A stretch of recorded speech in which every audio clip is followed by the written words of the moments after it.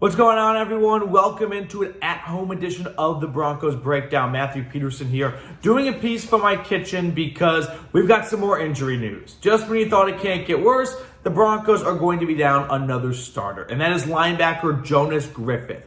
So Mike Klis from 9 News, the first one reporting it, that Jonas Griffith activated a foot injury he had in practice today or on Thursday and is expected to miss the rest of the season. At least that's what Mike Klis is reporting. The Broncos have not officially said his season is over, but with, 8 weeks left in the season at this point, foot injuries are never easy to come back from, and it's not like they're going to be dying to get Griffith back for the last week or two of the season when the Broncos are, let's face it, most likely going to be eliminated from the playoffs when they get to that point anyway. This sucks. It sucks not because Jonas Griffith is the difference maker on this team, and not to take anything away from him, but because the injuries, it's just unprecedented of the number of injuries they have had. This puts the 15th player on injured reserve active-wise, 20 in total for the season. In case you're wondering, those are both NFL highs, so they are by far the most unlucky team in terms of injuries. Only the Chargers are right there with them, which they've had their fair share too. The Broncos, by the way, their IR team, the salary cap of all the players on injured reserve is over 25%. Think about that for a second, right? George Paton is paying these guys to play football, and 25% of his resources that he invested into are unfortunately in the trainer's office and are out for the rest of the season and cannot play. That's a big bummer. I mean, that is something that really derails seasons. I know there have been a lot of things wrong with Hackett and Russell Wilson, but also these injuries can't just be forgotten about here. And for Jonas Griffith, it's a bummer because he's been one of the better players on this defense. What was it, the Niners game? He had the interception. It was awesome. Alex Singleton and Josey Jewell are going to be your 2 inside linebackers moving forward, which is a fine duo. It's just that, Alex Singleton, who doesn't even start most weeks, quietly leads this team in tackles. He's been that consistent when his number has been called on. In fact, going back to the Titans game, when you had, no more Bradley Chubb moving forward, right? No Randy Gregory. You're banged up with Baron Browning. You've got Nick Bonito, who was sick all week. And I'll give credit to Evero, who, by the way, is getting head coaching buzz. He adjusted. What did he do? He said, all right, well, we don't have enough outside linebackers to really put together a legit defense. So let's start our best 11 players, which includes Singleton, Jewell, and Griffith. Now, that was more of a reaction to adapting to the injuries that they had sustained. So will that change as they get a little bit more healthy and Jacob Martin gets caught up to speed as the weeks progress? Maybe, but I guess everyone doesn't have much of a choice now. The Broncos are so thin at every position, it sucks. So this is the question I want to ask everyone, though. Just one question today. I love my questions. Do the injuries pardon Nathaniel Hackett? Is that something you think should be taken into account when the season is over and the Broncos have, maybe 5 or 6 wins on the year? Let's say they can find 2 or 3 more. Is that something that should be weighed in and factored into making a decision of, yeah, Hackett's been underwhelming, there's no doubt about it, but he's also coached a team that has the most amount of players on injured reserve. He's lost way too many linemen to count at different times. He's lost his starting running back, Javonte Williams, which has been sorely missed.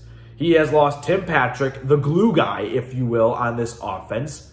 He's lost both of his starting edge rushers, one to trade, Gregory to injury. He's lost the soul of this team in my eyes with Justin Simmons for 5 games this year.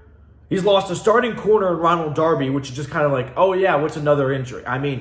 It is just ridiculous. It's the volume of injuries is no longer just even unlucky, like I said earlier. It is, we have to do a complete overhaul and relook at how we are operating and how we are managing the health of our players. Because at a certain point, the Broncos' injury luck, or rather unluck, has just been awful. the last 4 seasons. And maybe you got to take a step back and go, is it just luck in this point? Is it just unluckiness? Or is there something more here, right? Are we doing something wrong? And I'm not in the Broncos locker room. I don't know what kind of training and calisthenics and stretching they do. But I do know that 4 straight years of being at the top of the IR list feels more than just a little bit of bad case of unluck. You know what I mean? Like the Ravens last year was just like a bummer. They lost a lot of guys in practice before the season. This year with the Broncos, I'm noticing a pattern, right? At some point, when does it become a pattern? So that is the Jonas Griffith news right there. That gets us ready for Broncos Raiders Week 11. Who you guys got? Both teams are not where they want to be right now. And you could make the argument that the other team has it worse. I think the Raiders are probably in a worse position because they were a playoff team last year, right? So for them to be a playoff team last year and say, we're not rebuilding, they traded for Devontae Adams, they got Chandler Jones, and they are last in the NFL in sacks. I think the Raiders are probably, just barely though, not far off, in a worse position than where the Broncos are right now in terms of just this year. But we'll kind of recap the news here. Jonas Griffith with a foot injury, according to Mike Klis, most likely gone for the rest of the season. And with 15 players on IR now, that's 20 in total throughout the whole course of the season. $56-ish million. I mean, that's a lot of money you're spending on injured reserve.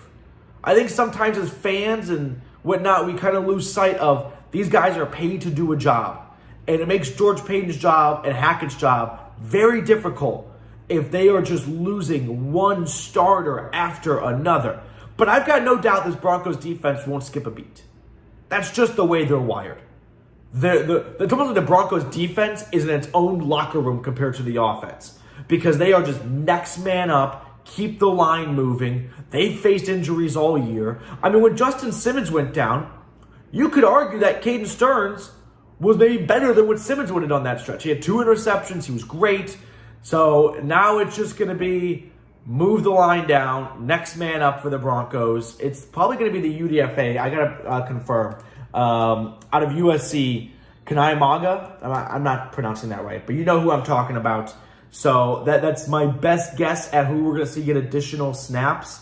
Justin Trinad there. Maga's not on the active roster, but he'll probably get called up. So Jewell, Singleton, Trinad. I mean, we're going to see a lot of 2 inside linebacker looks and 3 safeties on the field with Kareem Jackson, Justin Simmons, and I wanted to say Caden Stearns, but it'll be PJ Locke. So Evero's going to have a tough hand to build here, right? He is just losing one guy after another. So it's going to be a sloppy game against the Raiders. The winner is probably going to score less than 17 points. I mean, why should we argue for more? The Broncos average 14. So hopefully a McManus field goal can be the difference in this game here. All right, that's going to do it for us. Appreciate all of you guys for tuning in from my kitchen. If you have not subscribed, make sure you go ahead and do so. Usually we are in the Chat Sports studios and we got some bells and whistles and some graphics for you guys here. But Jonas Griffith likely to miss the remainder of this season with a foot injury. Matthew Peterson going to sign off. Enjoy the rest of your Friday. I will see you guys later, maybe even tomorrow or Sunday, at least Sunday for sure, for Broncos Raiders.